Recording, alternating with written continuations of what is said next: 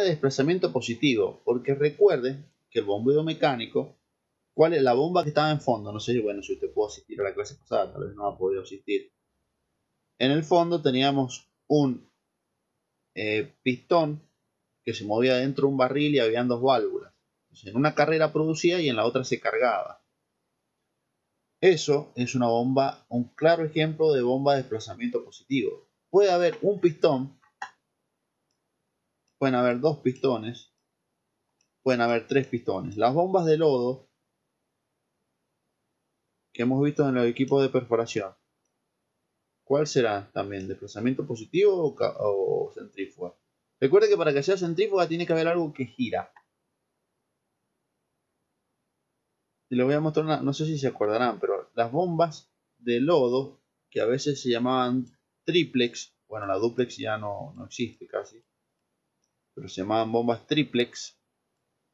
¿Por qué se llamaban triplex? Tenían tres pistones. Bien. Entonces, esa bomba, si tiene pistones, ¿de qué tipo va a ser? Y de desplazamiento positivo o presión. Recién ahora nos vamos a poner a ver todas las bombas que hemos visto hasta el momento han sido bombas de desplazamiento positivo o de presión. Hoy nos vamos a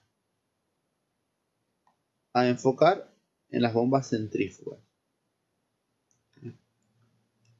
Y recuerden otra cosa, cuando yo hablo de bomba, estoy hablando de la parte hidráulica. ¿Qué quiere decir la parte hidráulica? Que usted tiene, es por donde ingresa el fluido y sale el fluido. Pero yo nada les he dicho todavía de lo que sería cómo está alimentada la bomba, porque la bomba puede estar alimentada por un motor eléctrico, un motor a combustión. Es más, las bombas estas, que no sé si alguna vez han vivido en una finca o han tenido un familiar que vivía en una finca que tenían la pileta y tenían como una canilla grande con una palanca que tenían que subir y bajarla para sacar agua. ¿Eh? Ahí habría una bomba, porque se puede sacar agua, pero la parte mecánica, la que le está generando el movimiento para que esa bomba funcione, es una persona que sube y baja, ¿verdad? En el caso de bombeo mecánico, la bomba estaba en el fondo y ¿qué era lo que movía? ¿Qué elemento era el que movía la bomba mecánica del fondo? Era el A y B, ¿bien? Que estaba alimentado por un motor eléctrico o a combustión. Entonces, siempre no se tienen que olvidar que las bombas no es un motorcito nada más, no, una bomba va a ser un motor, va a ser una parte hidráulica más un motor, es una combinación. Normalmente casi siempre es así, es un motor vinculado de alguna manera con varillas, con un eje, con un árbol, con lo que sea, vinculado a la parte hidráulica de la bomba. A veces van a hacer movimientos de giro en las bombas centrífugas y en otras bombas de desplazamiento positivo van a hacer movimientos alternativos. Subir y bajar es lo más normal. Entonces siempre recuerden eso, la bomba no es solamente un motorcito. Es más, si ustedes han tenido una bomba en su casa para el agua, han visto que esa bomba, ustedes la enchufan, bien, tiene un motor eléctrico. Pero en el frente, que es por donde le conectan el caño de entrada y salida del agua, es la parte hidráulica de la bomba. Es un detalle muy importante, porque ¿qué puede pasar? Puede pasar que se rompa el motor o que se rompa la parte de la bomba. Bien, son cosas distintas. Si bien ustedes, si la ven, van a ver todo un conjunto que no van a saber dónde está el motor, dónde está. Pero no se ve, viene todo ensamblado. Pero bueno, eso es lo que vamos a ver la clase de hoy. Esta sería una mera introducción. Voy a cerrar esto.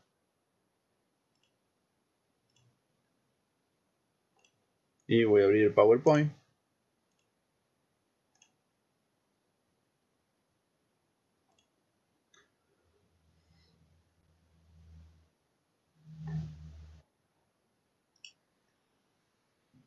Van a ver que voy a repetir muchas veces lo mismo, pero es la única manera de que a ustedes se les puede quedar. Ustedes, en un pozo petrolero, pueden tener distintos sistemas de extracción. En el caso de la bomba electrosumergible, la bomba va enroscada a la cañería de producción, que es el tubing. Entonces, la bomba va colgada a la cañería de producción. Y se llama electrosumergible porque, primero, es eléctrica y sumergible porque está debajo del líquido. No es como la bombita de agua que ustedes tienen, que la tienen arriba y le ponen un cañito y succionan de la pileta. Ahí no estaría sumergida. En este caso está sumergida. Es recomendable que la bomba esté sumergida porque aprovecha mejor el nivel de líquido y la succión no tiene que hacer tanto esfuerzo de succión. Por eso es que normalmente las centrífugas hay que purgarlas. Yo sumergiéndola en el líquido no hace falta purgarla. Obvio que no todas las bombas son sumergibles. No van a meter la bombita de su casa dentro de la pileta porque los van a hacer sonar. No va a servir más esa bombita. Y bueno, y es eléctrica, entonces, ¿qué me está diciendo? Que tiene un motor eléctrico. El motor eléctrico va a ser el encargado de darle los giros a la parte hidráulica de la bomba para que ésta pueda desplazar un determinado caudal de fluido. ¿Bien? Mientras más rápido gire la bomba, ¿voy a producir más o voy a producir menos? ¿Qué creen?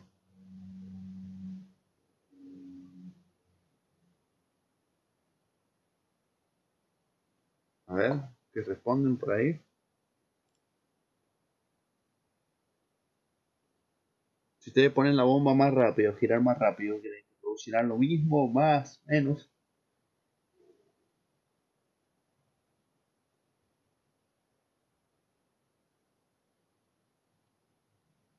Produce más.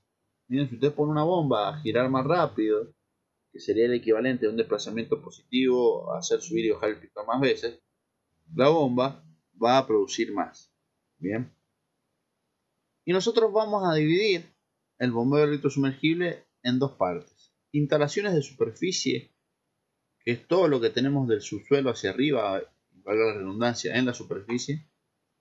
Y todo lo que tenemos adentro, que sería el motor, las etapas de la bomba, etcétera, etcétera, etcétera. Entonces estos elementos los vamos a ir viendo en detalle. La bomba, intacto separador, protector, etcétera, etcétera. Bueno, ¿qué es? Un sistema de bombeo electrosumergible se basa en la extracción de petróleo mediante el uso de bombas centrífugas, similares a las utilizadas para la producción de agua. Acá está diciendo que es muy parecida a las bombas electrosumergibles que usted ha visto, Carmelo. Bien. Y a grandes rasgos, ¿qué es lo que tenemos nosotros? Y vamos a ir desglosándolo uno por uno. En primer lugar tenemos, si yo voy desde acá arriba, vamos a tener una línea de alta tensión. Y cuando hablamos de una línea de alta tensión no estamos hablando de 380 voltios ni eh, de, de 220. Estamos hablando de que la línea que pasa en el yacimiento es una línea que puede tener 5000 voltios, por ejemplo. Una línea de bastante alta tensión. ¿Qué pasa? La bomba no va a funcionar a 5000 voltios. Entonces yo tengo que transformarla. Eso es lo que vamos a ver. Eso lo hacemos con un transformador. Transforma. Un transformador puede ser transformador de baja o transformador de alta. Puede bajar la tensión o subir la tensión. Ahí vamos a explicar un poco para qué sirve. Por ejemplo, el cargador de su teléfono es un transformador. Transforma de 220 voltios que hay en el toma a 12 volt, 9 volt, dependiendo del cargador. Y a la vez se lo transforma de corriente alterna a corriente continua. Después tenemos un panel de control. Bien. Este panel de control, bueno, BSD, sus siglas en inglés. El panel, tengo unas fotos ahí creo, es donde yo voy a parar el equipo. Lo voy a parar, lo voy a prender, voy a ver cómo está funcionando. Voy a ver las principales variables acá. ¿Qué variables van a ser? Y van a ser velocidad del motor, temperatura que está el motor, la corriente que está consumiendo. Bien. Y en este caso, en este sistema en particular, tener conocimientos de electricidad ayudan bastante. Hay empresas que se dedican exclusivamente a lo que es el bombeo electrosumergible y nada más que a eso. Entonces, está bueno aquellos que tengan conocimiento, de que sepan cuando yo hablo de corriente alterna, corriente destino a que sepan cuando yo estoy hablando, no sé, de resistencia, de voltaje. Y ahora se los estoy explicando, ¿no? Y les voy a dar una introducción, pero no es lo mismo que ya tenerlo. Cuando nosotros hablamos vamos a la casa, lo más común. Cuando llego a 220, estoy hablando de qué? De corriente, tensión o voltaje. Corriente no es tensión o voltaje, es lo mismo. Bien, la corriente es variable, no siempre va a ser la misma, porque la corriente depende de la resistencia por la cual va a pasar esa tensión. Entonces, normalmente se habla de tensión siempre y a veces de corriente, es lo que más ocupa. Corriente y tensión.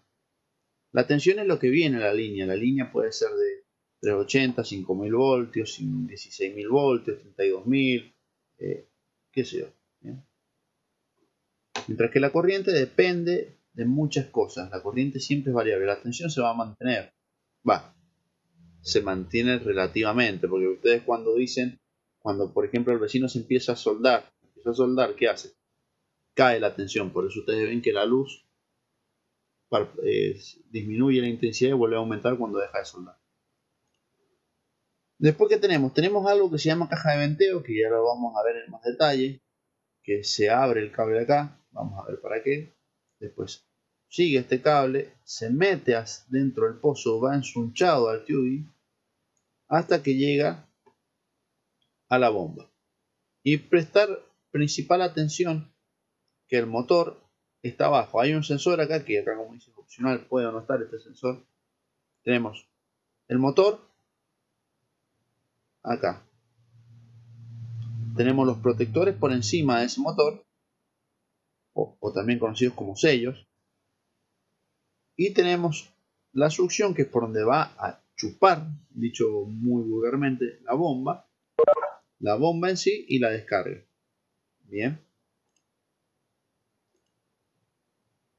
Uy. Bueno, acá lo divide de diferente manera. Lo divide en equipo de superficie, subsuelo y cable. El cable es algo bastante caro y por ahí se lo considera como otra cosa, pero en realidad el cable es el mismo desde el transformador hasta casi la entrada de la bomba. Equipo de subsuelo, que sería la bomba con el motor y las partes. Equipo de superficie, todo lo que sería el tablero, todo lo que sería transformador, caja de venteo, etc.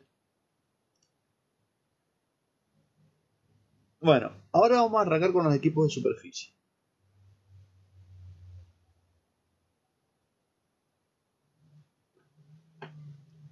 Y acá muy importante, lo quiero resaltar a esto, este PowerPoint se los voy a subir, es que la única herramienta con la que se cuenta son los parámetros de medición que se puedan tomar en superficie. Básicamente, parámetros eléctricos.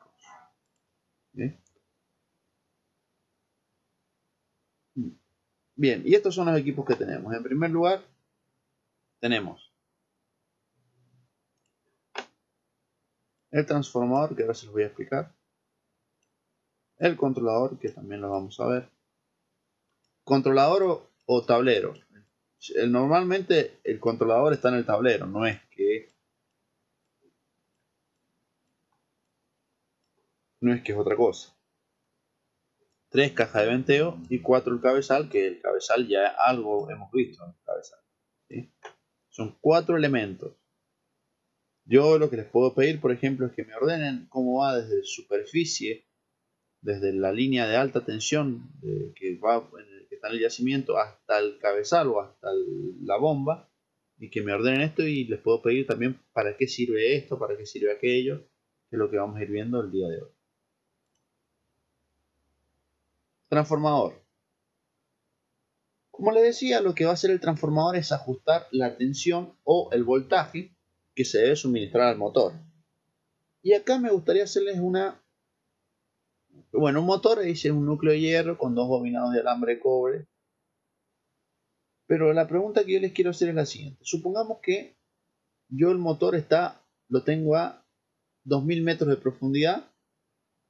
Entonces voy a correr más o menos 2000 metros de cable, ¿verdad? Más o menos. ¿Por qué más o menos? Porque no es lo mismo que el pozo esté totalmente vertical, que esté inclinado. Y cuando yo hablo de profundidad, estoy hablando de la profundidad verdadera. Un pozo puede estar desviado y puede estar a una profundidad de 2000 metros, pero el pozo, la longitud puede medir 2500, 3000 metros. Entonces la pregunta es la siguiente. Si yo tengo el motor a 2000 metros, supongamos que hay 2000 metros de cable, y el motor necesita 100 voltios para trabajar, 100 volts, 100 volts necesita para trabajar. Yo arriba le voy a dar 100 volts o 100 voltios, o le tenía que dar un poquito, o le tendría que dar un poco más. ¿Qué creen ustedes?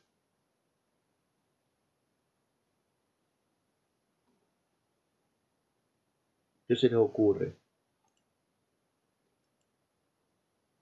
Si yo tengo un motor que está a 2000 metros y trabaja con 100, supongamos, lo estoy inventando el valor, trabaja con 100, y yo en superficie le voy a dar 100, le tendría que dar más, le tendría que dar menos.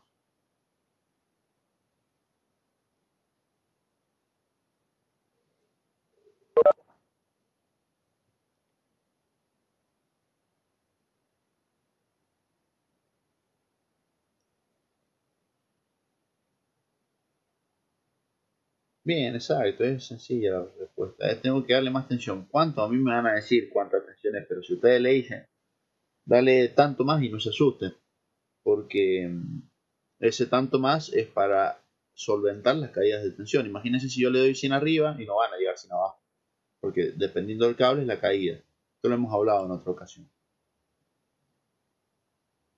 ¿Cómo funciona un transformador? Muy básicamente ustedes tienen que... A ver si hay un dibujo acá. No, no hay. Un transformador tiene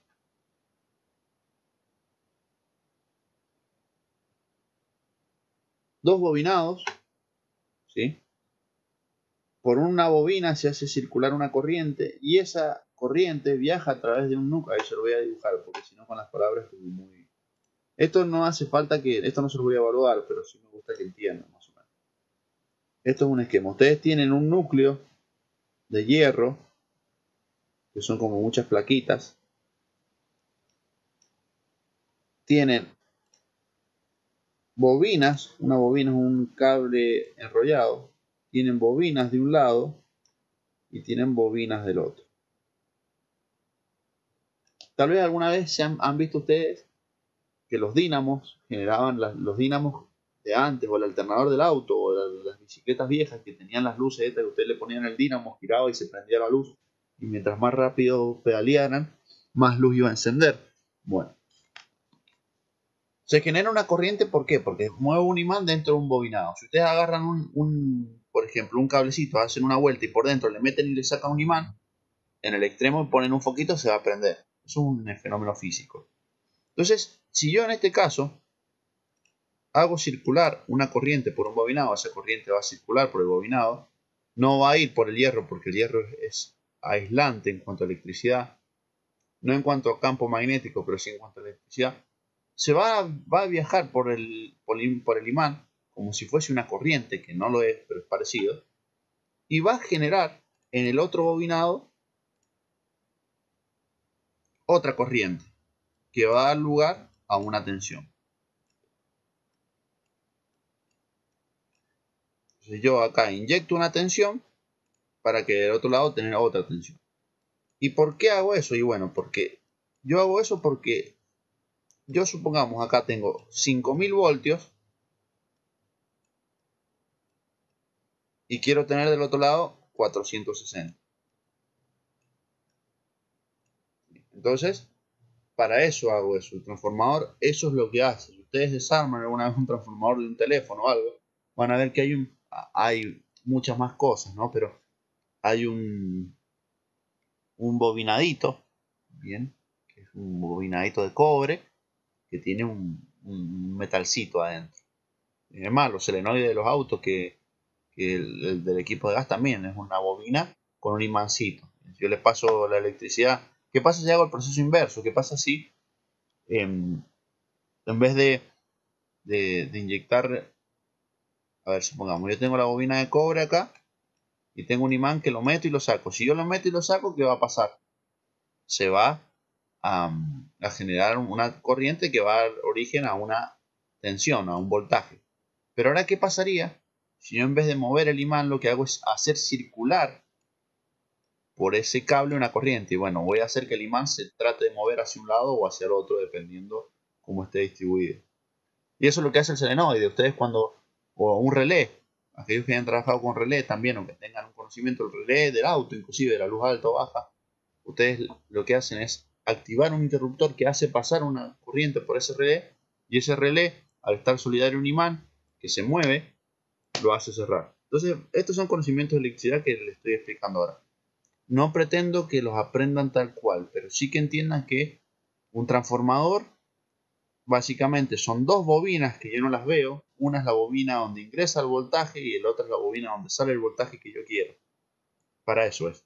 Es para darle, para aumentar o disminuir la tensión. Es un transformador. Hay transformadores trifásicos, transformadores monofásicos, bifásicos, hay un montón de transformadores. Pero eso es lo que hacen. Bien. Sigamos. Bueno, a ver si hay algo importante acá. Dice, bueno, transforma. Tienen diferentes, bueno, los transformadores es otra cosa. No es que tiene una sola salida. Hay una palanca, como si fuese una manica, que me permite a mí modificar las distintas, no todos, pero muchos sí, me permite a mí que ese transformador, si yo tengo un, no sé, 5000 voltios, a la salida puedo tener 460, 380, 220. Depende el transformador. Bien. Y ahora vamos, el segundo elemento es el panel de control o controlador, dice acá. Que bueno, el controlador son muchos elementos más electrónicos que tienen diferentes funciones. Por ejemplo, un seccionador de barra es como un interruptor grande que lo que hace es me deja visible a mí que el cable queda separado. Fusible, bueno, el fusible es un alambrito, imagínense como un alambrito que en el caso de que se supere la corriente, ese alambrito se corta, se funde. Bien. Un contactor bajo carga, un sistema de control y protecciones. Bueno, protecciones, estamos hablando de llaves térmicas, termomagnéticas, el otro disyuntor, esas cuestiones. También en este controlador, o en este gabinete, en este panel, donde está el controlador, se me fue. ¿Qué voy a tener? Voy a tener una pantalla que ustedes la vieron en el equipo, en el curso de recorredor, los que la hicieron y los que no la han hecho pueden verlo, está subida la clase de recorredor, pídanla. Y en esa pantalla ustedes pueden ver datos de cuánta corriente se está consumiendo en el motor. Si yo tengo tres bobinas, pues imagínense un motor trifásico que tiene tres fases, alimenta a tres bobinas. Si yo tengo tres bobinas, esas tres bobinas, bien, ¿cuántas corrientes voy a tener si tengo tres bobinas? ¿Cuántas corrientes va a medir el tablero si hay tres bobinas?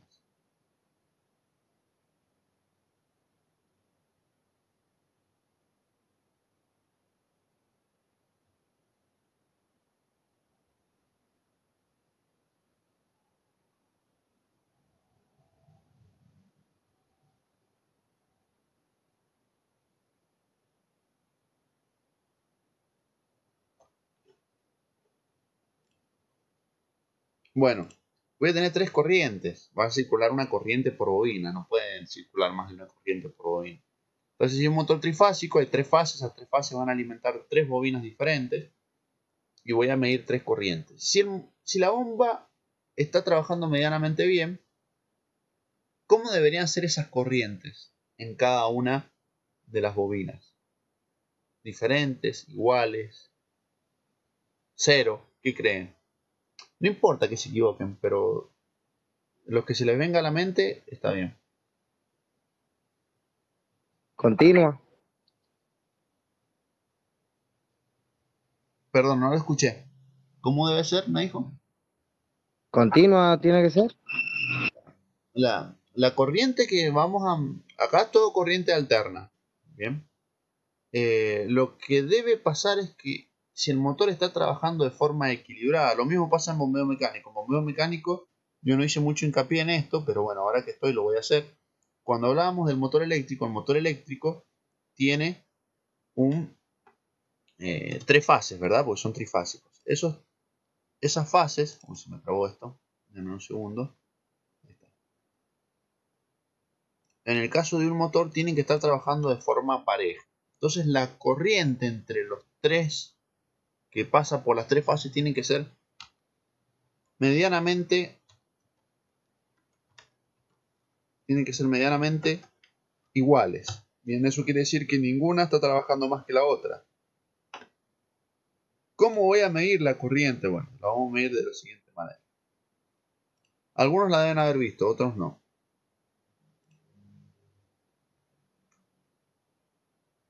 Les recomiendo que si tienen alguna en su casa o pueden conseguir alguna, vean videos en YouTube, cómo utilizarlas, lean. Son elementos súper interesantes. Los testers, multímetros, pinzas amperométricas. ¿Bien? ¿Qué otros elementos eléctricos, herramientas? Bueno, el buscapolo que le dicen, que ahora hay buscapolos digitales. Bueno, esto que ven acá es una pinza amperométrica. Ustedes, si estamos hablando de trifásico, van a tener tres cables. ¿Qué van a hacer? Van a colocar, bueno, no sé si se alcanza a ver, si la amplío la imagen, a ver. Bueno, no sé, ahí está. Ven que dice, a ver si le puedo hacer un zoom más yo para que ustedes lo vean mejor. Zoom. Bueno, no me deja. No, sí, ya sé cómo lo voy a hacer.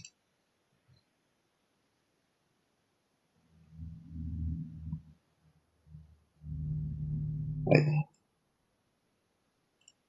Va. En vez se chica la... Bueno.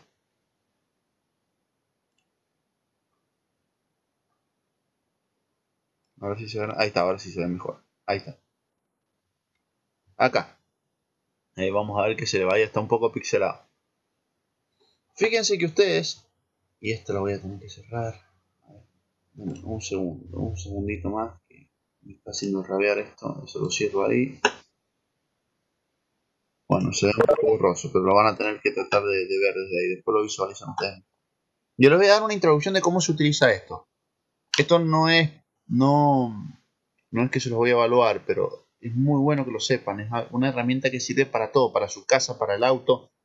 Si la saben usar, van a saber si el cable está cortado, si no está cortado, si está quemado.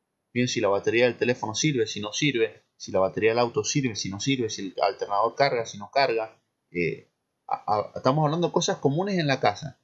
Ustedes capaz que dicen, se me rompió la batería del teléfono. Van a un vago y dicen, no, tenés que cambiar la batería. Y después van ustedes, la pueden medir. Y la batería está andando. Resulta que los querían joder.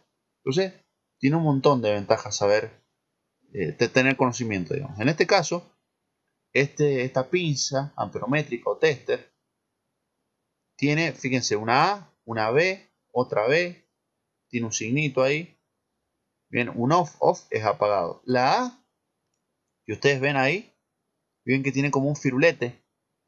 La A tiene un firulete acá y aparece de vuelta acá. ¿Por qué? Porque cuando yo la ponga en 220 ahí, o 200, yo no lo veo bien, no sé si ustedes lo ven, acá también va a ser 200. Bien, por eso el selector selecciona así, tiene en un extremo y en el otro. 200 y 200. A es de amper, mide corriente.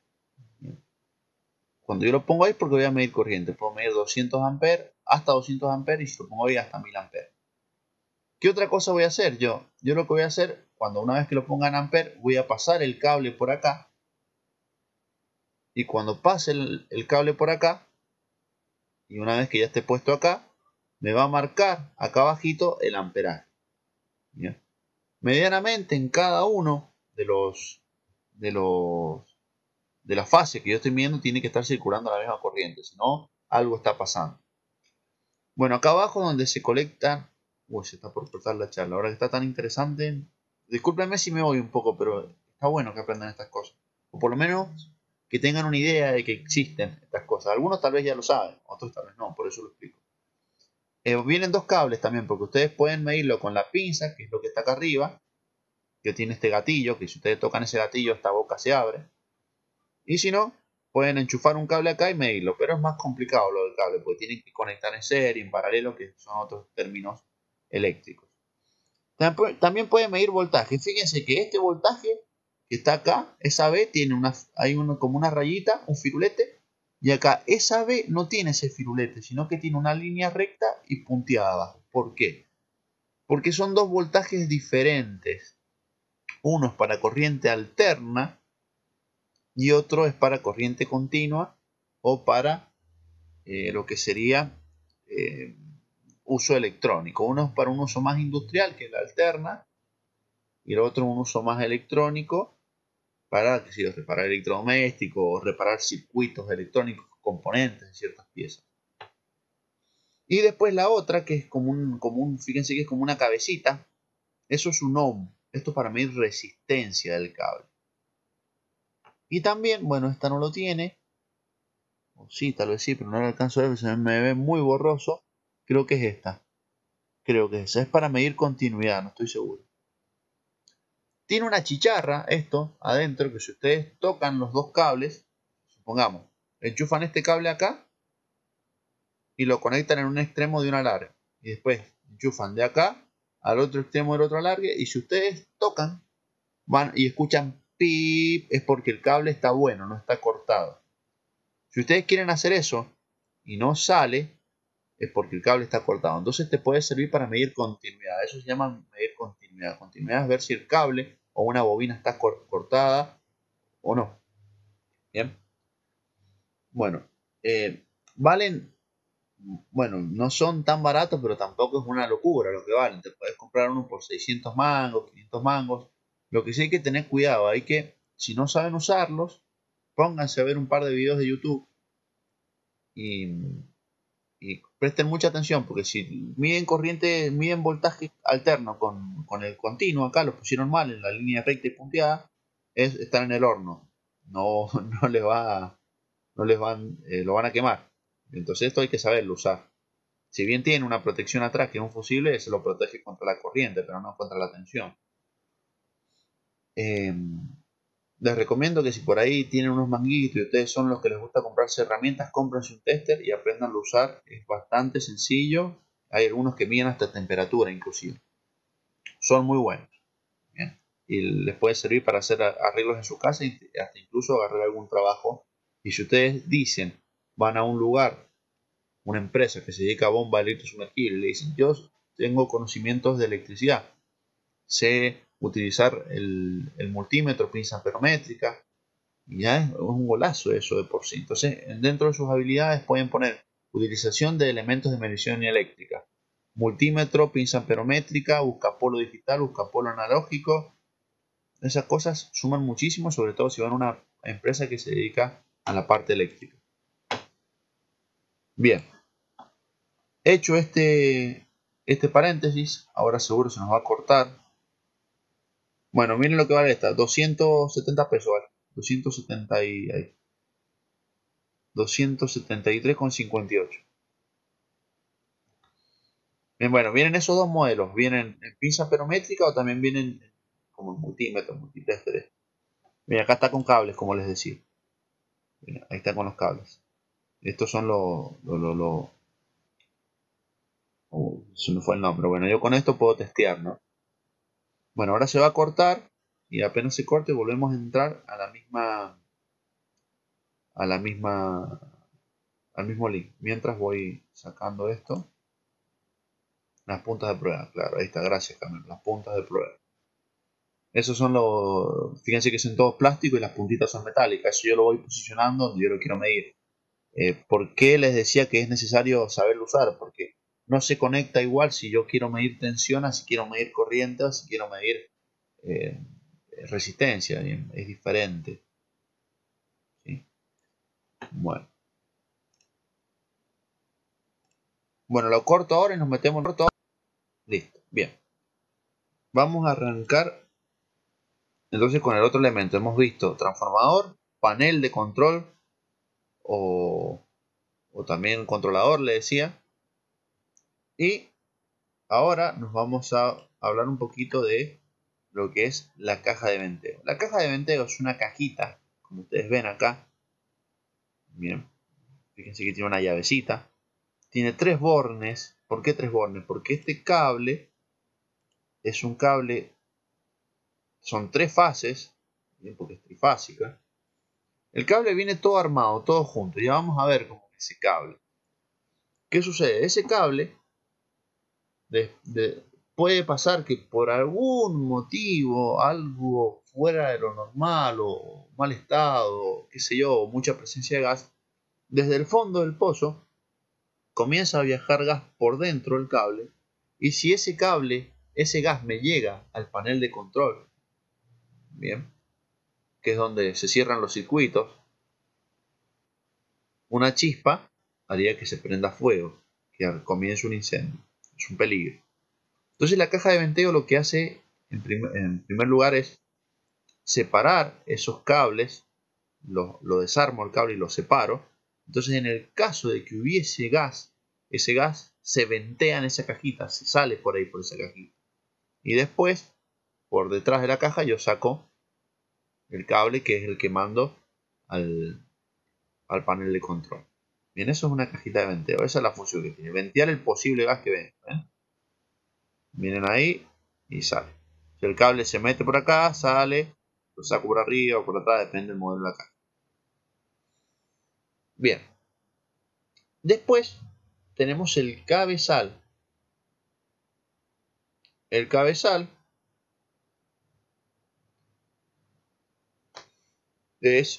no es nada eléctrico, digamos. Es donde está donde cuelga el tubing, donde está la salida del tubing, donde está el puente de producción, donde se mete el cable, sale el cable. Y tiene, si yo lo miro de perfil, primero, ¿esto qué es? Es un cabezal bridado o roscado, si ustedes lo miran así de perfil. ¿Qué creen que es?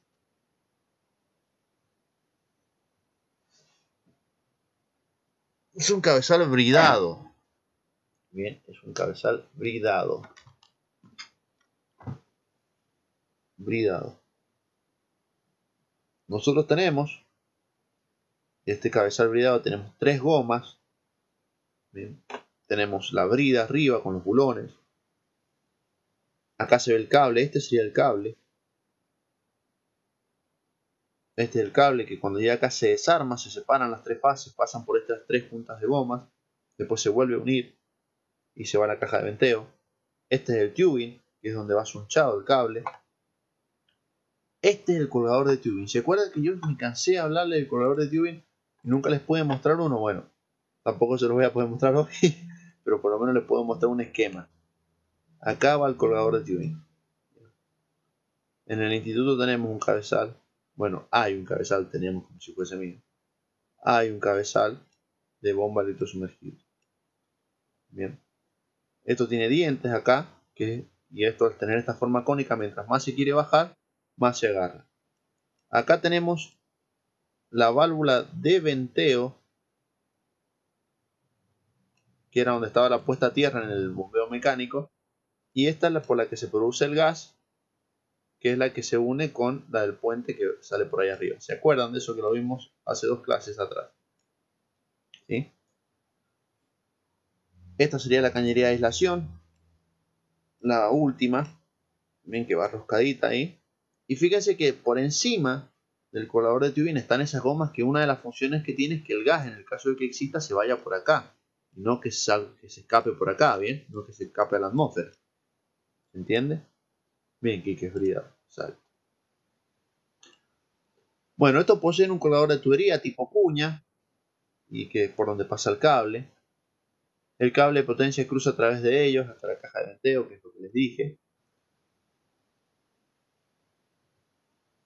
Bueno, y el no tipo Hércules, eso no tiene sentido aprenderse, ¿no? Bueno, acá se ve un poco mejor. Bien, acá se ve el cable, cómo lo abren, le sacan la armadura externa que tiene, lo separan, bien. Pasa por la función de goma, esas 3 juntas, después los vuelven a unir y sale. Bien, la salida de la del anular, la de venteo y la de entrecaño. Bueno, esta válvula no sé por qué está acá. Bueno, esta válvula ya la vamos a ver de nuevo en un ratito. Esto es una válvula de drenaje. Bien. y una check valve. Una es de drenaje y la otra es de retención. ¿Cómo va esto? Esto va así. Esta válvula que está acá, esta, que es la de drenaje, se monta encima de la de retención. ¿Por qué? Porque la de retención, fíjense la forma, me permite que el fluido pase en esa dirección, pero cuando quiera volver no lo hace porque esto se cierra, esta charnela topa ahí, se traba y baja ahí. ¿Entienden? Entonces, ¿esto dónde va? Esto va arriba, va en el fondo del pozo, inmediatamente arriba de la bomba. ¿Qué va a suceder? Va a suceder que yo, cuando quiera sacar la cañería, el tubing, va a estar lleno posiblemente. Entonces, para que no existan pérdidas encima al nivel de su estructura, del equipo de pooling, y evitar así el riesgo de incendio, yo lo voy a bajar vacío al tubing. ¿Cómo lo voy a vaciar? Y bueno, voy a tirar un hierro o una jabalina por dentro del tubing. Esa jabalina va a golpear acá, este perno de bronce está hecho para que se rompa, se va a romper y el fluido va a empezar a drenar a medida que yo lo saque. Por eso se llama de drenaje, válvula de drenaje.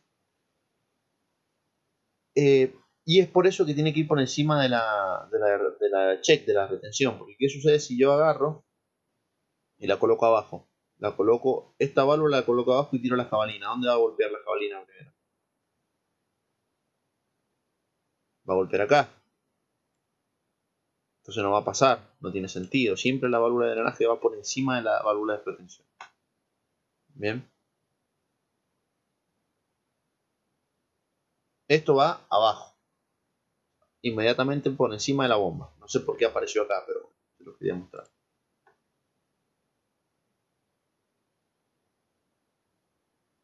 Bien. Y ahora ya nos vamos a meter en el equipo de subsuelo. Tenemos los diferentes... toda la parte eléctrica, que ya la vimos. Y tenemos después la cañería de producción, que es el tubing que va a bajar hasta donde está la bomba y el cable va a ir bajando. Ahí es hinchado al tubing. Y nos vamos a encontrar con los siguientes elementos.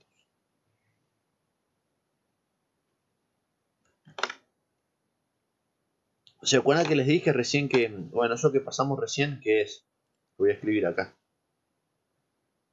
Esto está ordenado de arriba hacia abajo. Lo que es la check sería válvula de drenaje y retención.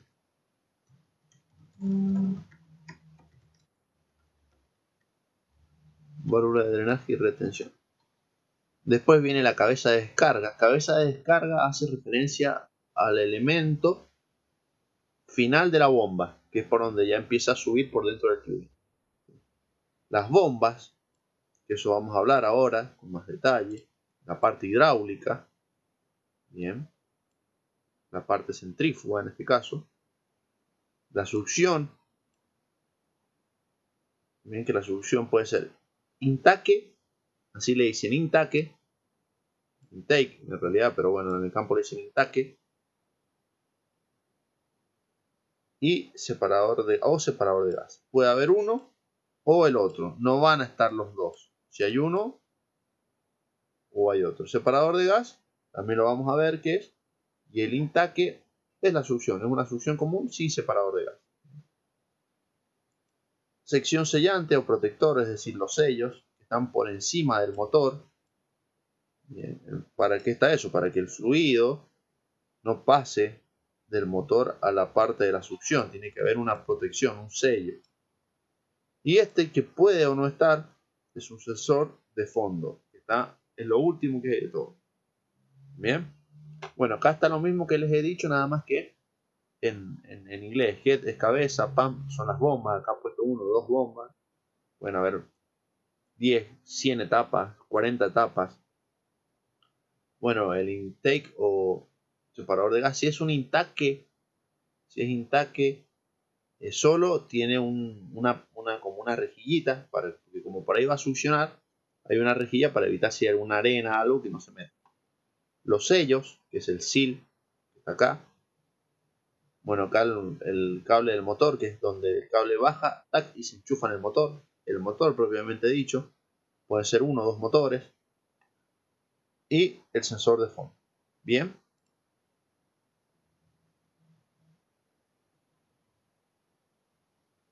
Y bueno, y ahora lo que vamos a empezar a ver es lo que serían las etapas de la bomba, ¿sí?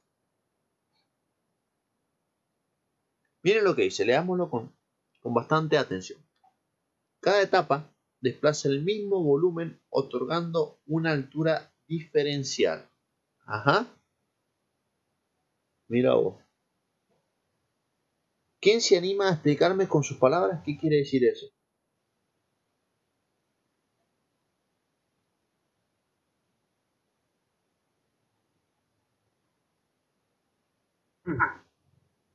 Sí, profe. Sí, Carmelo, lo escuchamos. Yo interpreto, por ejemplo, que cada una de las partes de la bomba está separada en partes y abarca un cierto volumen que juntas van sumando diferentes alturas hidrostáticas. Bien, bien, muy bien. Exacto. Bien, es eso. ¿Qué tenemos nosotros? Nosotros tenemos las etapas, que ahí les voy a mostrar, que son las etapas, porque ahora estamos hablando y no sabemos qué es. Es la turbinita con la tapa correspondiente, es decir, impulsor, difusor. Impulsor es la turbina, difusor es la tapa. Cada etapa me da una altura, es decir, en el caso de las bombas, estas que tenemos en nuestra casa, que son la bombita de un cuarto HP, por ejemplo, o medio HP, tiene la capacidad de subir, no sé, 20 metros, por ejemplo. No sé si son 20 metros, yo estoy diciendo que son 20. Entonces, de esos 20 metros, lo hace una etapa. Si yo tuviera 40 metros, y tendría que poner dos etapas, 60, 3, y así, según la altura que yo quiero tener, la cantidad de etapas.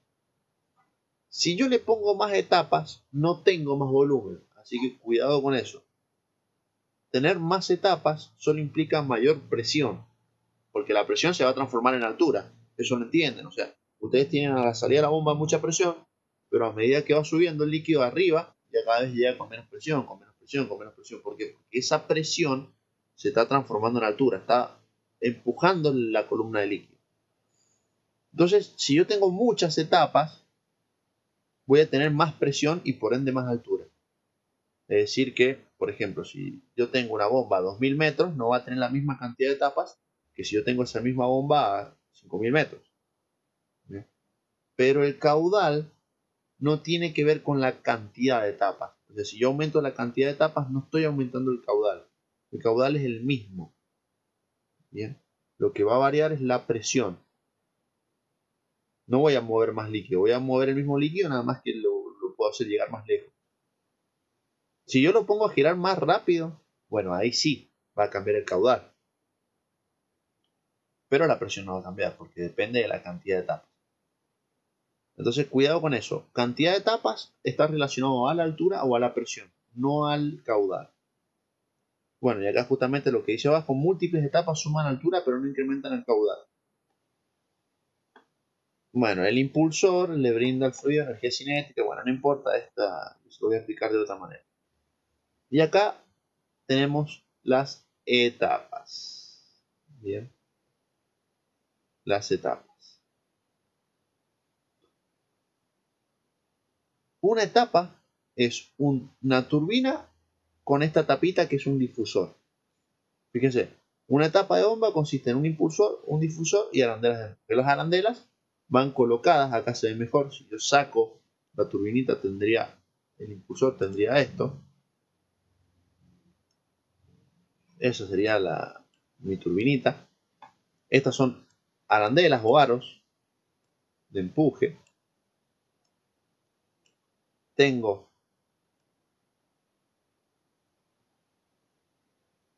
eso se mete adentro y por encima viene la otra parte que tapa todo eso, ¿verdad? El fluido pasa de una etapa a la otra. ¿Bien? Entonces supongamos que viene de ahí atrás, sube de una a otra, hasta que sale por arriba. ¿Y qué hace girar a la turbinita? Porque las etapas, estas partes que están acá, los difusores, que son estos que se ven acá, es un difusor, los impulsores o turbinas van por dentro, esos difusores están quietos, lo único que gira es la turbinita esta, el impulsor. ¿Cómo gira? Y bueno, pasa un eje que tiene una caladura, ese eje, y podemos colocar una chaveta ahí, o ese eje calza directamente acá y hace girar los impulsores. Bueno, ustedes en una bomba común tienen el eje que va conectado a la turbinita, es al impulsor, ¿sí? Va conectado a la turbinita al impulsor y hace girar eso nada más. Por fuera ustedes la ven quieta, no ven que gira nada, pero ¿qué es lo que está girando el motor? Está girando eso, el impulsor. Fíjense, el difusor es estacionario, es decir, que está quieto, y dirige el caudal de fluido de un impulsor al siguiente, es decir, que yo tengo este difusor y ese impulsor mueve el fluido y gracias a este difusor el caudal sale por acá y va a ir a otro impulsor. Siempre es así. Impulsor, difusor, impulsor, difusor, impulsor. Bien, va haciendo pan y queso. Bueno, a ver si tengo otra.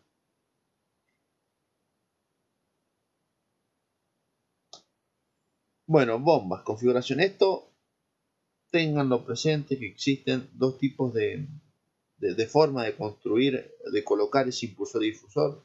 Puede ser bomba flotante o bomba de compresión. Bien, eso es lo que recuerden, que hay diferentes maneras de construirlas nada más. Y hay un gráfico que me está faltando, a ver si lo tengo antes de un segundo.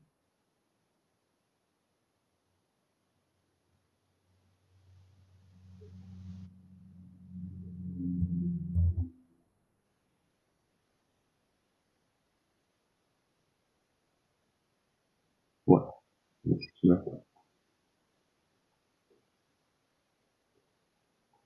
vamos, sigamos.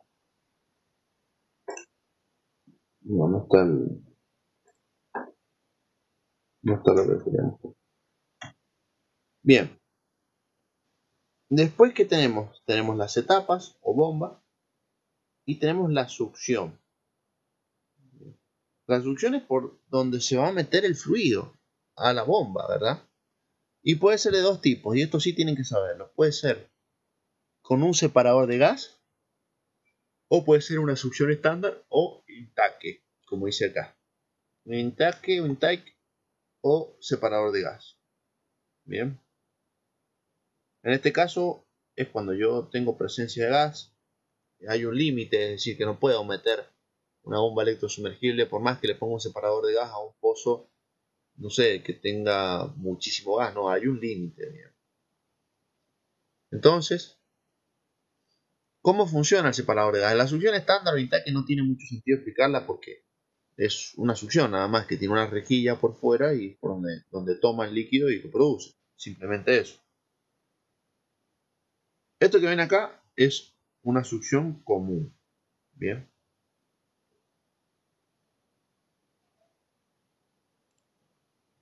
Profe, pero dijo que las bombas, claro, Carmelo, no mueven gas. Por eso es el separador de gas, porque el gas lo que hace es sacar el gas para que no entre la bomba.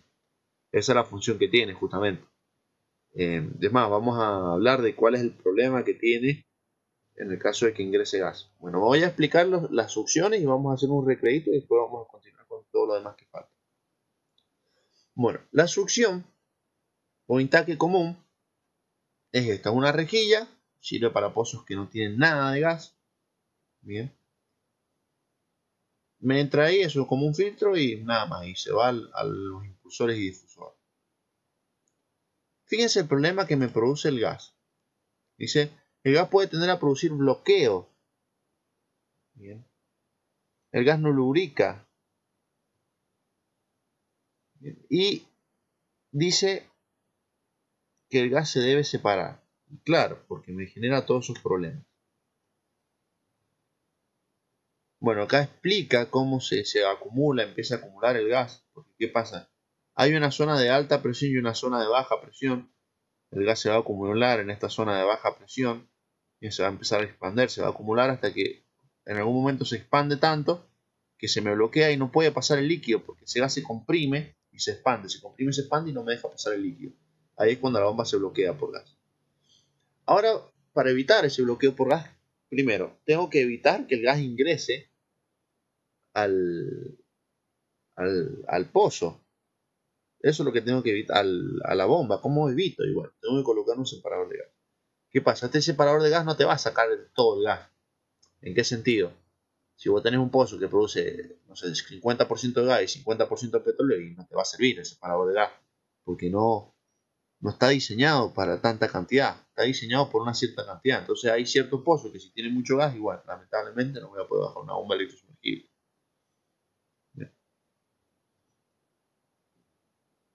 ¿Y cómo funciona esto? Bueno, hay una etapa, como sale acá, que es el inductor, dice, que por donde se toma el líquido entra por acá, se comprime con ese sinfín, después pasa una centrífuga donde se expande, primero se comprime, después se expande, esa expansión hace que se libere el gas. Acá hay otros agujeritos acá, que ahí les voy a mostrar, donde el gas es liberado, bien, por la expansión y el líquido pasa a través de él. Ahora les voy a mostrar un video.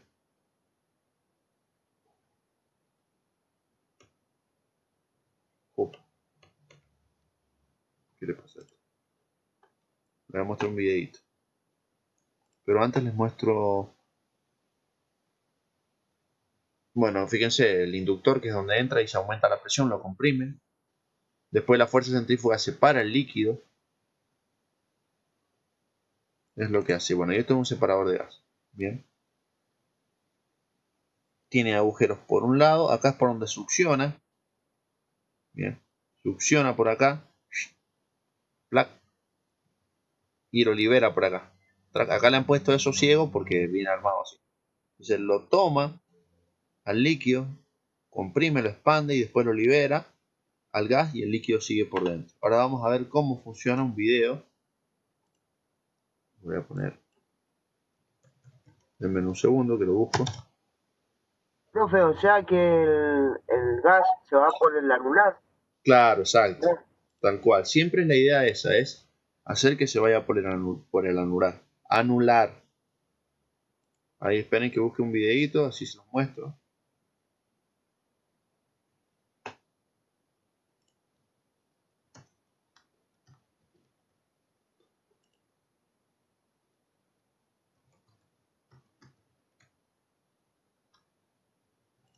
A ver si acá hay un videito.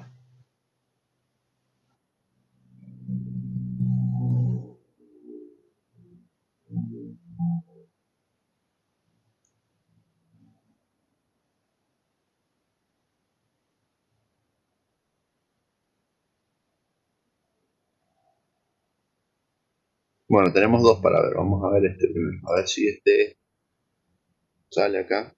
Ahí se los comparto. Déjenme que chequee que realmente sirve.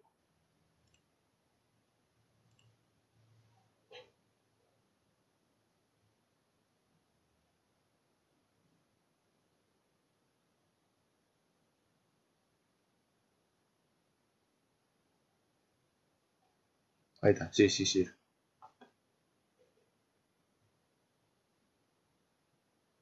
Ahí se los pongo. Un segundito.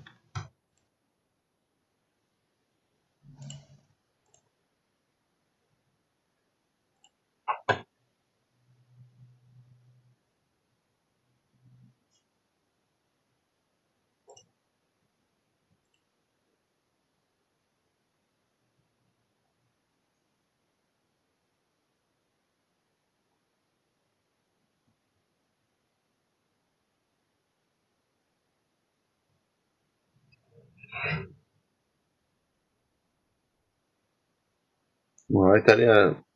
Fíjense, esta parte donde estarían las bombas, ¿sí? Acá hacia arriba vienen las bombas. Bien, esto de hacia abajo, como lo está mostrando, ahí está succionando, está ingresando el fluido acá.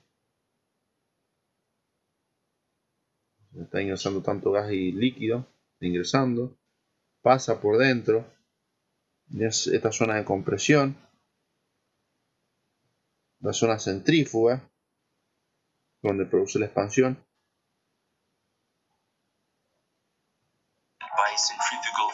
Y fíjense, ahí está, cómo empieza a tirarlo hacia afuera. Dijo by centrifugal forces, o sea, por fuerza centrífuga saca el gas hacia afuera. ¿Bien? Así es como funciona este separador de gas. Bien, les muestro un videito más.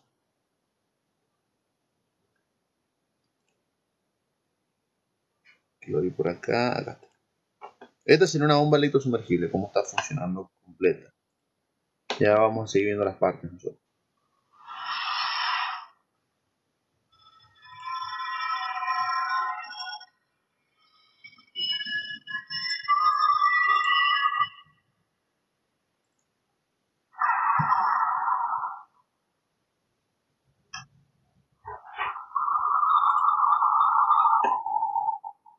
Bueno, ya empieza el panel, caja de venteo, cabezal.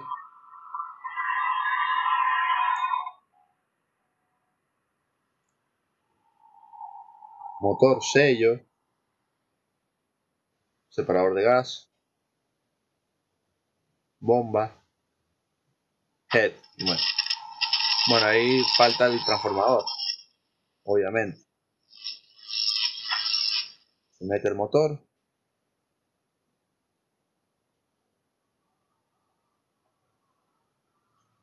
Hace girar el motor esa electricidad.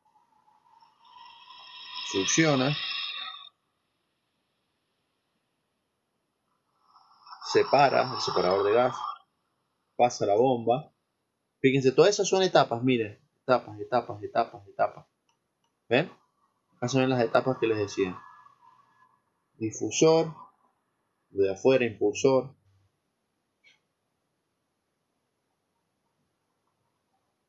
Y bueno, y acá arriba tenían las válvulas de retención y de drenaje que les comentaba.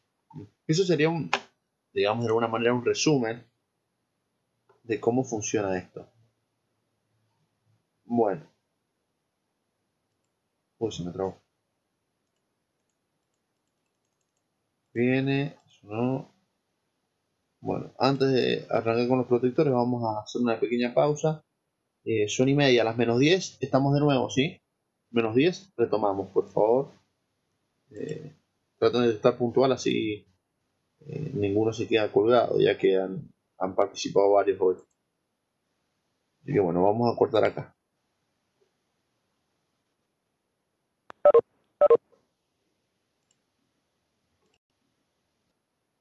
Bien, dentro del panel que estábamos viendo más temprano, suele haber un elemento antiguo, sobre todo, tiene una carta amperométrica que se llama amperométrica, que puede ser una carta que se podría programar de forma diaria, semanal, mensual, que me servía a mí para ver de alguna manera el consumo de corriente que tenía la bomba. ¿Sí? Fíjense que en este ejemplo que yo les estoy mostrando acá, el consumo está oscilando entre los 30, entre los 40, 45 y 35. Hay 10 amperes de oscilación. Bien. Y termina en, a ver en cuánto termina, 30, 40, y acá 60. No, 50 sería esto. Termina en 50. Cada vez se acerca más a 50. ¿Qué está pasando? Está aumentando la corriente de consumo. A ver. ¿Ustedes alguna vez en su casa les ha pasado que cuando se calentaba algo, la térmica saltaba y se saltó la térmica, saltó la térmica? ¿Bien? O iban a levantar la térmica, saltaba. O cuando se calentaba algo que ustedes estaban ocupando, la térmica saltaba. ¿Eso les ha pasado? ¿Lo han visto? ¿O nunca les ha pasado eso? Es más, muchas veces también les pasaba, bueno, bueno, Kike, a usted le ha pasado. A mí me pasaba, no a mí, a mi hermano, que él tenía un auto que tenía una bobina, no es un auto de los viejos, era una Chevy, que tenía una bobina, y que la tenía bien, eso la traen de fábrica pegado al motor. Entonces pasaba que esa bobina parece que tenía una falla. Cuando calentaba el auto, o sea, arrancaba, andaba bien, pero cuando se calentaba el motor, no arrancaba y no arrancaba y no arrancaba. Entonces le dijeron, es la bobina. Resulta que la bobina era nueva. Entonces dice, che, ¿qué puedo hacer? Y le digo, mirá, los metales, cuando, no se lo dije así, porque si no me iba a mirar con cara rara, pero yo se los voy a decir cómo lo pensé, ¿no? Digo, los metales, cuando se calientan, aumenta la resistencia del mismo. Entonces, ¿qué sucede? Al aumentar la resistencia, tiene que, a una misma tensión, tiene que empezar a aumentar el consumo de corriente para mantener la potencia, ¿no? Entonces esa se calentaba y ¿qué pasaba? Empezaba a aumentar la resistencia y dejaba de funcionar la bobina. Entonces le digo, sacala de ahí y llevarla un poquito más alejada del motor donde no se caliente tanto. Bueno, lo hizo, lo sacó. Santo, o sea, santa solución. Se fue el problema. Y bueno, ¿y qué tiene que ver eso con esto que yo les quiero explicar ahora? Lo que tiene que ver es que los motores eléctricos, cuando empiezan a trabajar, ¿qué sucede? El fluido que yo estoy succionando en la succión, en el intaque o en el separador de gas, pasa por fuera del motor, ¿verdad? Porque el motor está abajo, entonces el fluido asciende, se mete a la succión y va, de alguna manera va refrigerando el motor. ¿Qué sucede, por ejemplo, si el motor funciona y me quedo sin... El motor está girando pero no produce la bomba, entonces el líquido deja de refrigerar la bomba, ¿verdad? ¿Qué va a pasar? Se va a empezar a calentar el motor. Perdón, deja de refrigerar el motor. Entonces, ¿qué va a pasar? Va a empezar a calentarse ese motor. Ese calentamiento va a hacer que la corriente comience a aumentar. Bien. Al ir aumentando, es un claro indicio de que cada vez esto está refrigerando menos, que puede ser porque no estoy produciendo mucho, porque está disminuyendo la producción. ¿Y por qué puede disminuir la producción? Y bueno, hay varios motivos. En este caso, dice que hay gas libre dentro de la bomba. ¿Por qué? Porque hay una oscilación, o sea, aumenta y disminuye el consumo, como que en ciertas partes la bomba se embala, no produce, se calienta, después produce, como que hay un gas que está molestando, que hace producir y no producir. ¿Bien? No es lo mismo la fuerza que tiene que hacer el motor si yo tengo aire dentro de la bomba o gas, que si tengo un líquido. Entonces, si yo tengo gas, la bomba se embala y consume menos corriente. Entonces por eso vemos que se oscila. Consume menos, más, menos, más, menos, más, menos, más. Bien. Pero a la larga se va acercando más al 50. Fíjense acá. Creo que lo pasó. El 50. ¿Sí? Pero bueno, y esta zona también lo pasa. Entonces, viendo el consumo de corriente mediante estas cartas, que bueno, ahora son digitales, directamente te la tira ahí, te la puede tirar en una pantallita. Antes se hacían en un papel. Nos dice a nosotros cómo está funcionando la bomba abajo. Bien, avancemos. Ahora, debajo de la succión tenemos los protectores. Los protectores tienen la función de aislar, separar el motor de la parte hidráulica. Bien, recuerden que un motor no puede trabajar con un líquido porque entraría en corto. Entonces, lo que se hace es colocar estos protectores o sellos entre la bomba y el motor. Hay dos tipos de sellos. Los sellos laberínticos y los sellos tipo bolsa. Otra cosa que tienen que saber es que el motor, allá abajo, no es el bobinado y el núcleo y listo, chao, se acabó, no. Es el bobinado, el núcleo y todo eso está sumergido en un aceite dieléctrico. ¿Quién sabe o ha escuchado lo que es un aceite dieléctrico?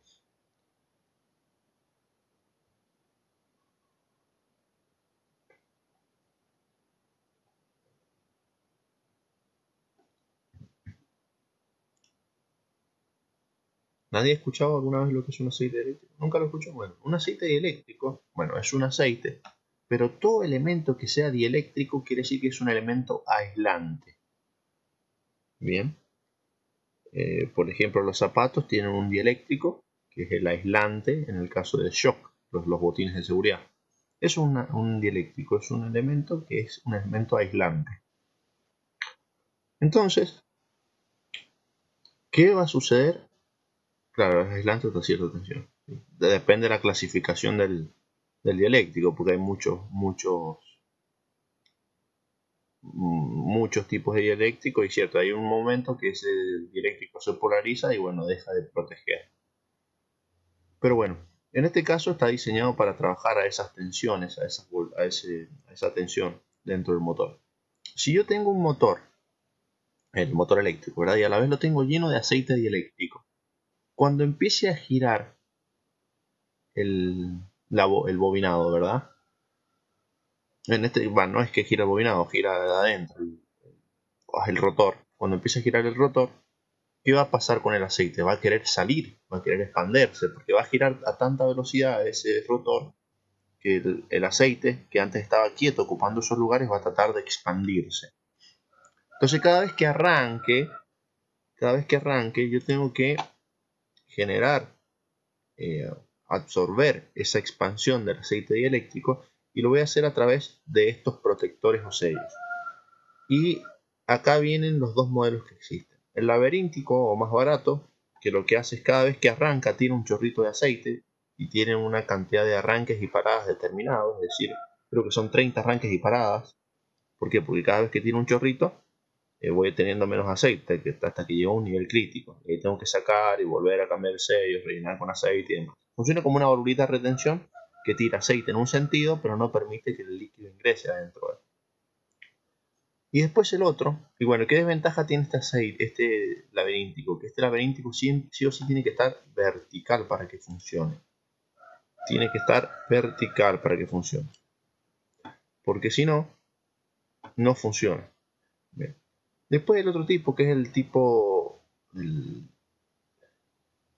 back seal o sello bolsa, tiene una bolsa que es como si fuese un elastómero, que cada vez que arranca el motor se expande, ese aceite quiere salir, ingresa a la bolsa se expande y después cuando lo paro el aceite vuelve a su lugar y así ingresa y sale, nunca tiro aceite afuera. Entonces tiene arranques y paradas ilimitados de este tipo de sello. Bien, en el caso de que yo esté en un pozo que tenga una inclinación, que sea un pozo direccional o un pozo horizontal, voy a tener que ocupar este tipo de sellos. Bien, voy a tener que ocupar este tipo de sellos, que son los tipo bolsa. Entonces esa es la función principal de los sellos o protectores, que es absorber la expansión del aceite eléctrico dentro del motor y separar la parte hidráulica con la parte mecánica, claro, hidráulica con la parte eléctrica sería. Bueno, y ahora vamos a ver los motores, cómo están hechos. Fíjense, ya empezamos a ver. Bueno, no sé por qué las fotos se han corrido, se han mezclado. Bueno, ahora sí, esto sí es un motor. Acá estamos viendo este motor. ¿Bien? Ustedes ven, va a tener un bobinado.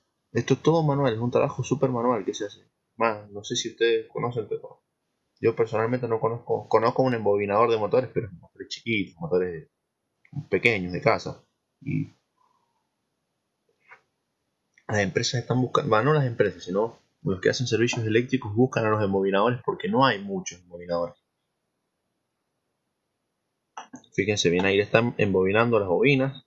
Y fíjense que ¿por qué hay tres? ¿Por qué quedaron tres acá? Acá ya está bobinado totalmente. Está bobinado y le han metido el rotor. Acá le falta el rotor, es decir, lo que está dentro, que es lo que gira, y es donde está el eje, que sería esto que se ve acá. ¿Y por qué hay tres cables acá? Estos tres cables, ¿qué son estos? O sea, ya está bobinado, pero ¿por qué son tres acá? ¿Qué habíamos dicho nosotros?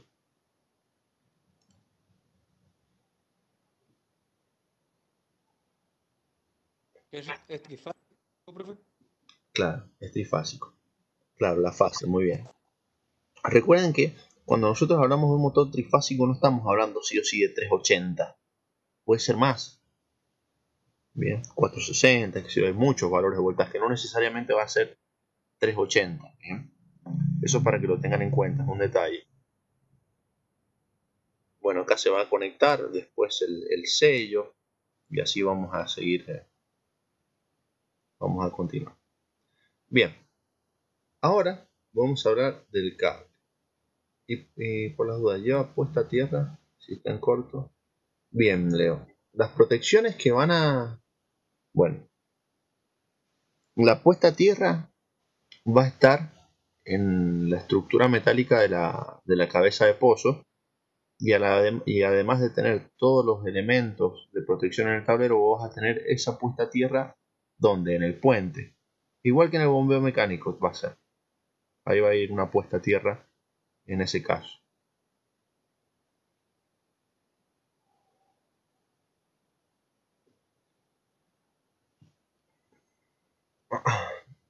Se conectan la superficie con la tierra. ¿Por qué no vas a conectar la bomba? Y no tiene sentido poner acá en la bomba puesta a tierra. ¿Cómo vas a enganchar la puesta a tierra acá? Acá vos, el cable que viene acá solamente tiene 3 fases y nada más. Tiene las 3 fases. Bien. La puesta a tierra de seguridad para las personas se coloca como la que vimos en bombeo mecánico en la válvula de venteo. Ahí se saca un cable y ese sí es puesta a tierra. Bien, pero no tenés puesta a tierra en los motores. Porque, ¿qué pasa? Hay protecciones que son para las personas y protecciones que son para los equipos. ¿Bien? La puesta a tierra sería una protección para la persona. Entonces, esa va a estar conectada de alguna manera donde la persona pueda llegar a tocar. Por eso todas las puestas a tierra de todos los elementos los electrodomésticos vienen enganchados un cablecito al chasis del, del, del aparato y eso va a la tierra. En este caso, si hubiese una fuga, ¿dónde estaría el problema? Ahí donde el operador toca. ¿Y cuál sería ese chasis de acá? Ahí sería todo el puente de producción metálico, colgador de pozos y demás. Entonces la puesta a tierra va a estar ahí colocada. Bien, va a salir un cable de ahí como si fuese un chasis eso, y ahí va a ir a la tierra. Bueno, respecto al cable. El cable lleva, como dice acá, corriente en 3 fases. Y otra cosa que me olvidé decir. La puesta a tierra es para proteger las personas. Las llaves térmicas, termomagnéticas, relé y todo eso es para proteger a los equipos. ¿Por qué? Porque cuando se vaya corto, ¿qué va a pasar con la llave térmica? Va a empezar a saltar, dicho vulgarmente, uno la quiere encender y se corta. Es un claro indicio que hay un corto ahí. Aumenta tanto la corriente que la llave salta o hay un calentamiento, la llave también se abre. Entonces hay elementos de protección para las personas y para las máquinas. En el caso de su casa, por ejemplo, que es obligatorio ahora que haya que esté la puesta a tierra para la persona, un disyuntor y la llave termomagnética. La llave termomagnética va a resguardar su instalación. El disyuntor va a salvaguardar la vida de la persona junto con la puesta a tierra. Entonces siempre van a haber 2 tipos de elementos de protección en una instalación eléctrica. Bien. ¿Y qué va a pasar acá? En este caso también, si hay disyuntores, habrían por cada una de las fases, ¿no? Bueno, vamos a volver al cable. El cable lleva corriente en 3 fases o conductores, desde el controlador de motor en la superficie hasta el motor abajo. Bien, eso ya lo saben. El cable está formado por varias secciones, que es lo que vamos a ver ahora. Cable de superficie, conectores de superficie, cable de alimentación principal, MLC, motor LED cable y el POSIT, esos nombres raros. Bueno, estos son tipos de cables, no son siempre iguales. Fíjense, en todos tenemos las 3 fases. A ver, voy a ver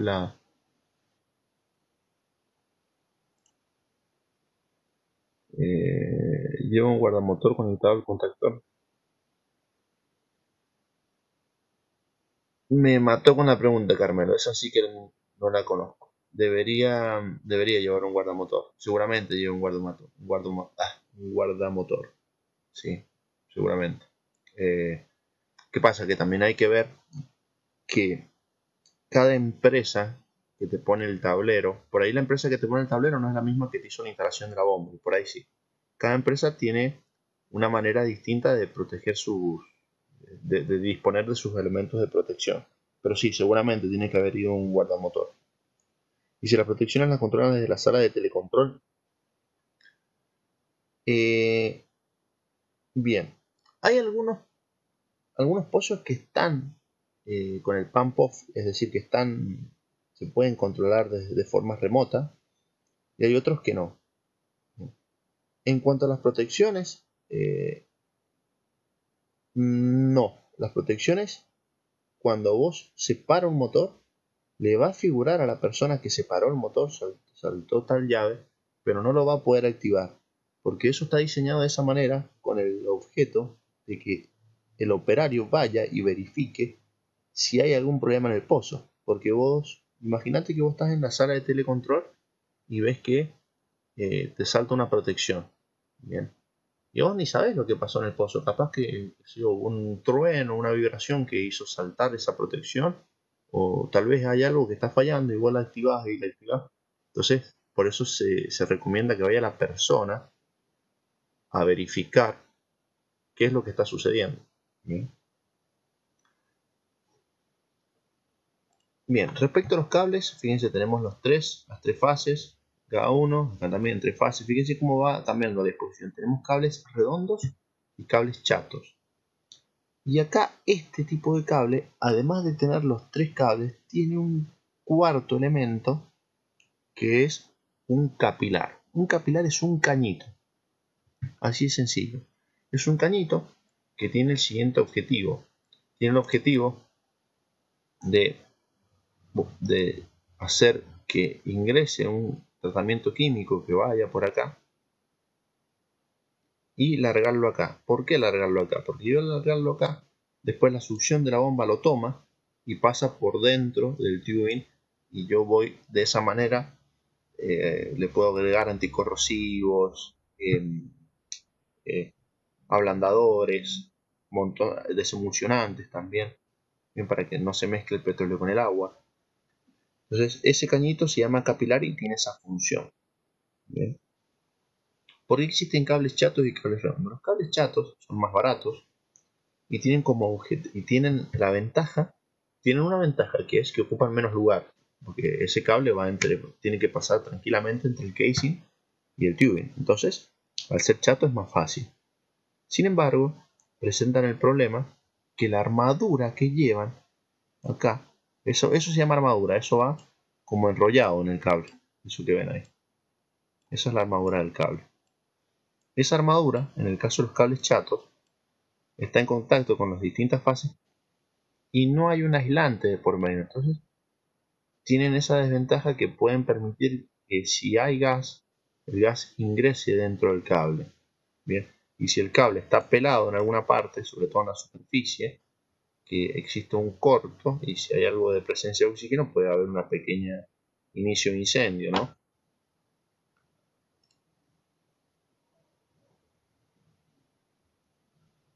Bueno, a ver. Bueno, esto selecciona, ustedes no van a seleccionar el cable. Hasta lo que les decía, fíjense. Fíjense que tenemos el conductor, que es el de cobre, el rojo, que sale rojo, que era el cobre que se veía recién. Tienen después la aislación del cobre, así que lo naranjita. Después hay otra aislación, que es una aislación de campos magnéticos, que es plomo. Miren ese plomo que se ve ahí, y acá. Y después, además de la armadura, que los dos lo tienen, fíjense que el cable chato tiene este espacio hueco. Tiene este espacio hueco, que es el que yo les decía que me provee la principal desventaja respecto al cable chato. Bien, en cambio en el redondo, se coloca un relleno que es un nitrilo, y posee mayor resistencia el cable redondo, pero ¿qué sucede? A veces no me va a quedar otra que bajar cable chato, porque en ciertos lugares no entra nada más que cable chato. Para que tengan una idea, 2 metros de este cable deben estar pesando alrededor de 4 kilos. Es un cable bastante pesado, bastante pesado. Bueno, 4 kilos no, 2 kilos y medio, pero es bastante pesado. Fíjense, siempre que el espacio anular nos lo permita, preferimos utilizar cables redondos. ¿Por qué? Es estructuralmente más fuerte, como les decía, y es simétrico, por lo que permanecerá eléctricamente balanceado. Ajá. ¿Qué quiere decir eso? Bueno, quiere decir lo siguiente. Nosotros hay ciertas cosas que no las vemos, pero si yo tengo un cable común, un cable cualquiera, y dentro de a ese cable le hago pasar una corriente determinada, alrededor de ese cable se va a generar un campo magnético que nosotros no lo vemos, pero existe, porque si no existiera, la pinza amperométrica no podría medir la corriente. Imagínense, la pinza amperométrica ni lo toca el cable. Mide el campo magnético y saca una cuenta y me dice cuánta corriente está pasando. Entonces, cuando este campo magnético entra en contacto con otro cable, supongamos este, entra en contacto con otro cable, bueno, entra en contacto con otro cable, puede pasar que a ese otro cable se le generen una corriente de la nada. Bien. O si este cable lleva una corriente, que se interfieran los dos, y es por eso que muchas veces, sobre todo en las cámaras de seguridad, tienen que venir los cables muy bien aislados, porque si no ocurren estas interferencias. Un cable lleva alimentación, lleva una corriente, y el cable de la cámara también lleva, pero ¿qué pasa? Un cable de la cámara lleva alimentación y el otro trae la información, la imagen, y al existir este campo magnético lo que hace es interferir con el otro cable, y hace que la imagen se vea borrosa. Entonces, cuando dice que es simétrico, ¿qué quiere decir? Que tiene una disposición tal, recuerden que estaban los dos, como era el cable, ahí se los muestro, era este, tiene una disposición simétrica, están a 120 grados. Esto hace que esos campos magnéticos se anulen unos con los otros, de tal manera que no generen en los mismos conductores corrientes reactivas o corrientes del tipo parásitas, que pueden hacer cambios en la medición de generar aumentos de corriente en una fase, disminuciones en la otra. Nunca se puede aislarse al 100%, pero distribuirlos de esa manera hace que se anulen esos campos magnéticos que pueden generar problemas. Bueno, parte de la corriente se perderá como calor, eso lo sabemos, son las pérdidas. Bueno, tiene mejor disipación de calor también el cable redondo.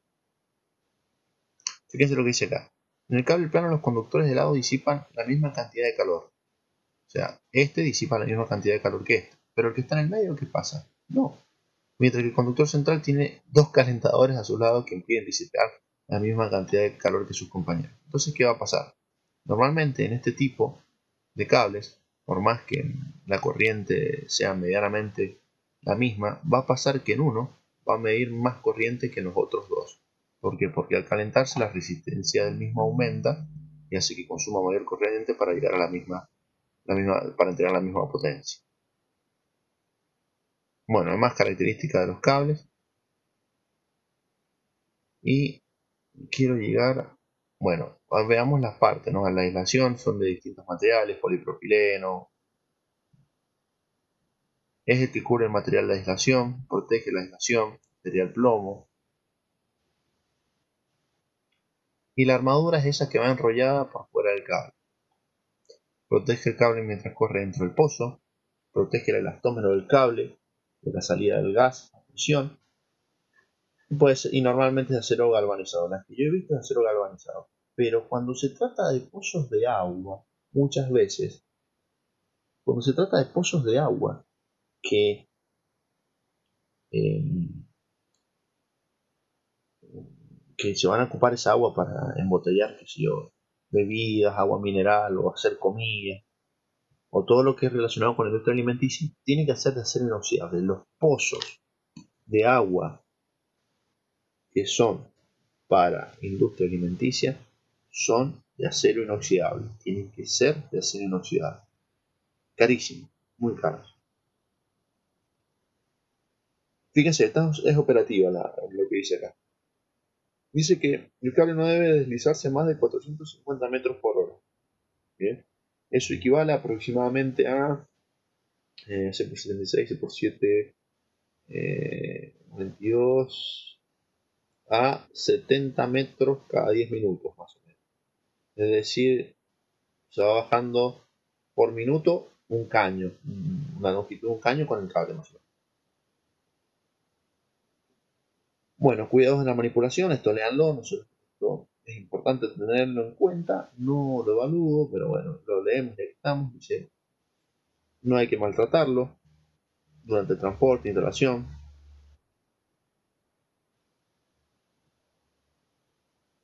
Bueno, cuidado con los dobleces, las torceduras, el estirado, aplastado. Por ahí cuando uno lo aplasta no se da cuenta, pero estos elementos que son tan pesados que si uno lo aplasta supongamos que lo pusimos mal y lo aplastamos con la misma cuña de tubing, eso es casi imposible porque viene un lugar para el cable, pero supongamos que ocurrió. Es tanta la fuerza que genera que puede hacer que se toquen dos fases y producir un corto. Entonces cada vez que uno quiere encender el motor no puede y se encuentra con esas fallas. ¿Sí? Bueno, y después la otra parte del cable, porque nosotros hemos hablado del cable acá. Y viene el cable, pero hasta el último tramo del motor, que es desde donde empieza la bomba hasta el motor, el cable tiene que ser súper finito. Y ese cable súper finito es mucho más caro. Vale el 10% de lo que vale todo el cable, imagínense, muchísimo. Es un cable de potencia plano especial que se extiende desde el PODE hasta, o sea, desde el motor hasta la cabeza de carga. ¿Por qué? Porque no tengo mucho lugar ahí. ¿Sí? Entonces es súper caro este cable. ¿Y qué es lo que es el famoso PODIT? PODIT es el conector o el enchufe que va conectado al motor. Miremoslo acá. Se ve mejor. Fíjense. Esto es lo que va conectado. Esto es lo que va conectado al motor. Bien, este es el cable, el MLC, más fino que el otro porque no tengo lugar. Fíjense cómo se conecta. Esto sería el motor. Bien, acá lo están conectando acá. Fíjense que esto es un taller. ¿Por qué? Porque están haciendo una prueba. Están haciendo una prueba de la bomba. Hay talleres que hacen pruebas de bomba. Conectado acá. Son las tres fases conectadas. Después tiene todo de parra donde yo voy a conectar el plug, el enchufe ese. Bueno.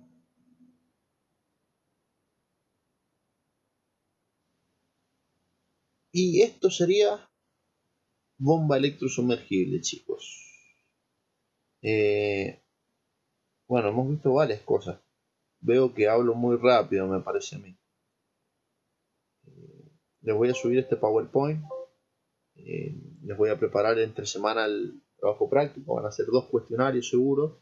O va a ser un cuestionario largo. Y les recomiendo que si están atrasados con alguna clase, aprovechen ahora que hay tiempo, porque después quedan más o menos 5 unidades. Y 5 unidades van a ser 5 o 6 clases más.